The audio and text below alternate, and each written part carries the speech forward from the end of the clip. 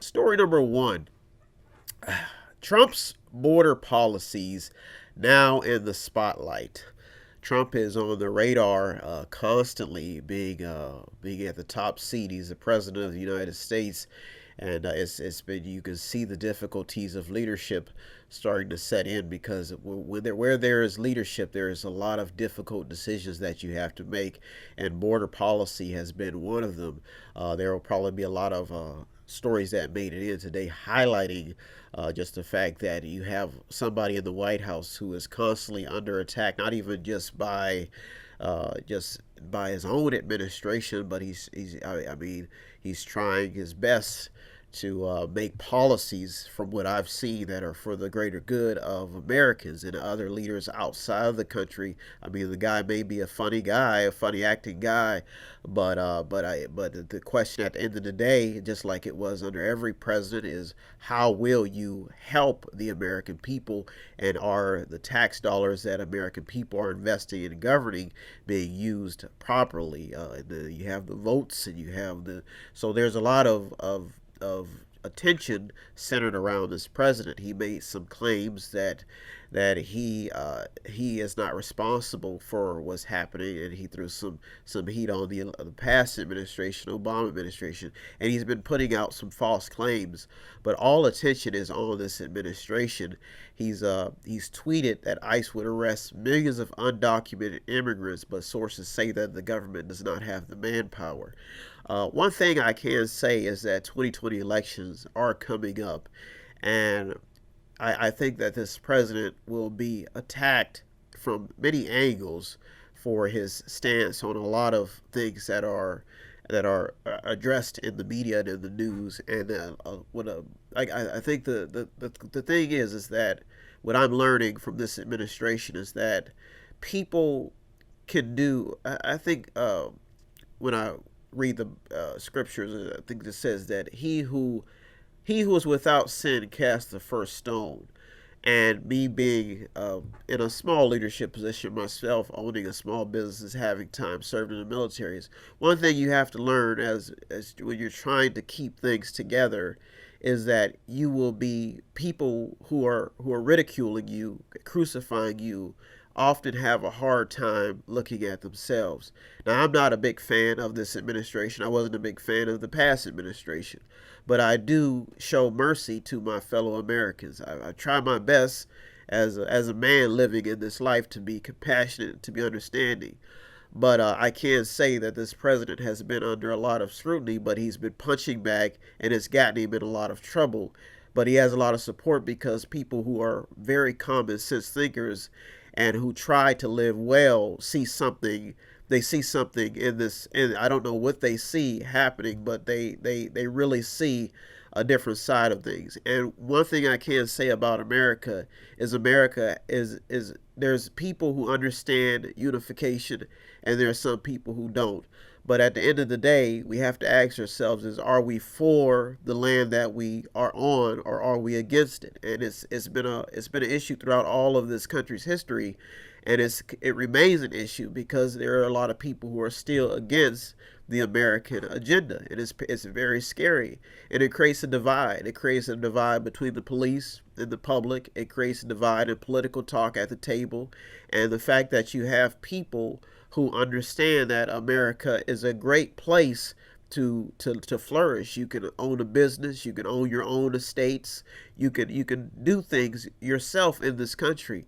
And when you advertise that to people who do not have those same benefits in their country, they're going to want to come here.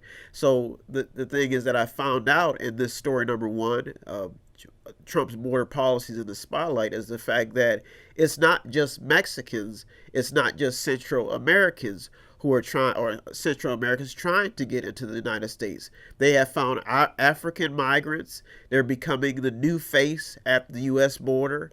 And the fact that there's been human trafficking. I think there was over 71 migrants who have died from traffickers, who are in jail because of this. So this issue needs to be addressed. So we have to ask ourselves: is the fact that people are now speaking and talking about it. Is this going to handle it? Then you have the fact that there's this issue about the border when they're talking about are these refugees, migrants, whatever you want to call them, are they entitled to soap and beds on the taxpayer dollar? Now let me remind you, there are people in America right now, poor people living out on the streets who do not have access to these same resources.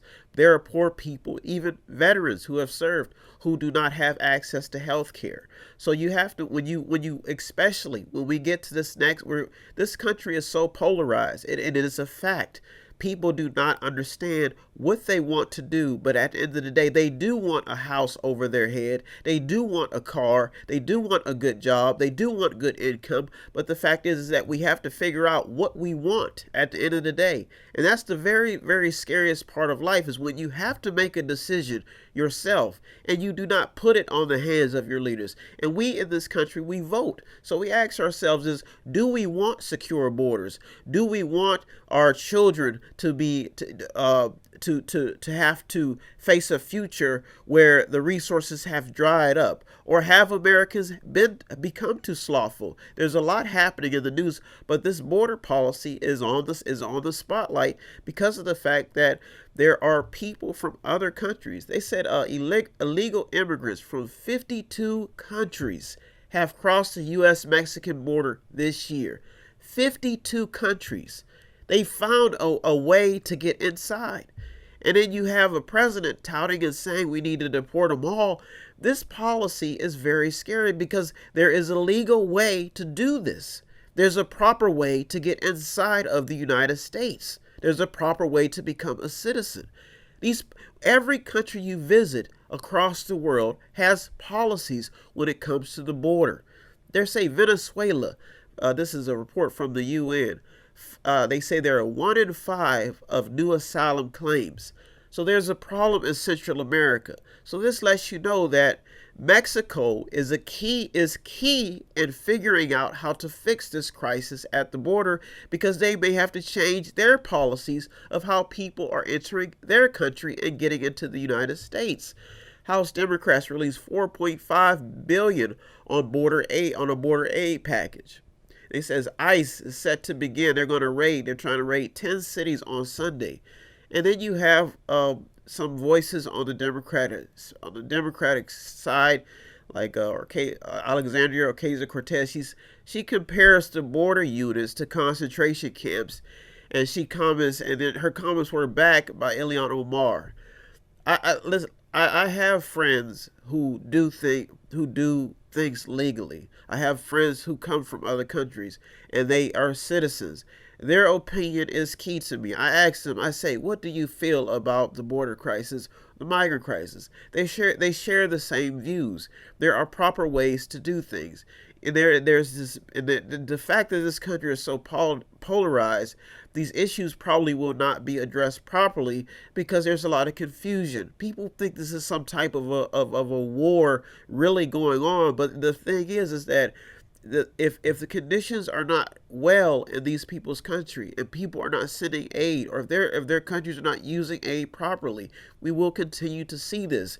If you are donating to ministries or missionaries and they're not teaching these people in their own countries to be responsible citizens, to understand governing, there will continue to be riots, there will continue to be corruption, there will continue to be drug lords preying off the innocent, because of the fact that when people want stability and they don't have it, they're gonna want to leave. The question is also scary is that if they're so brave to leave, how come? What makes them so afraid to fight back? That means that they don't have the proper help.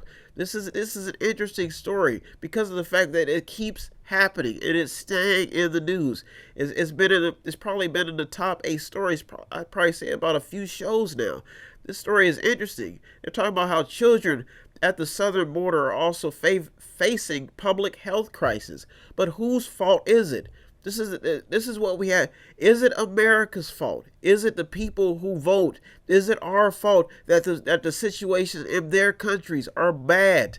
That's what you have to ask yourself in this debate. And that's why story number one will probably stay in the news for the next few weeks, because of the fact that because it's the story is staying alive, and it's getting worse and worse because things keep happening. New diseases keep emerging. New ways, new doctors have to leave one territory to go aid. Then they have legal processes. Vetting is creating a big mess. So story number one, Trump's border policies now in the spotlight. It will probably stay alive. You're the Mediator with me, Brian West, where it is my supreme duty every week to give you what you need, a daily dose of vitamin news. I won't hurt you.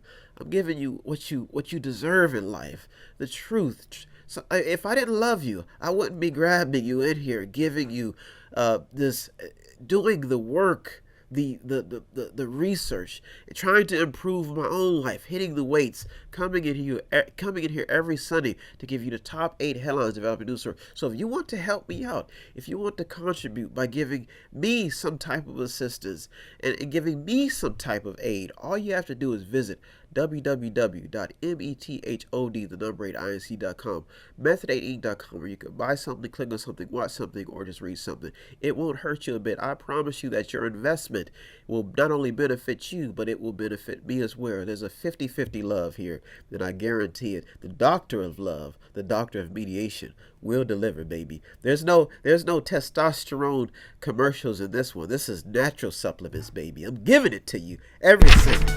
Then dial your operator. Have no fear, fellow citizens. The Mediator is here.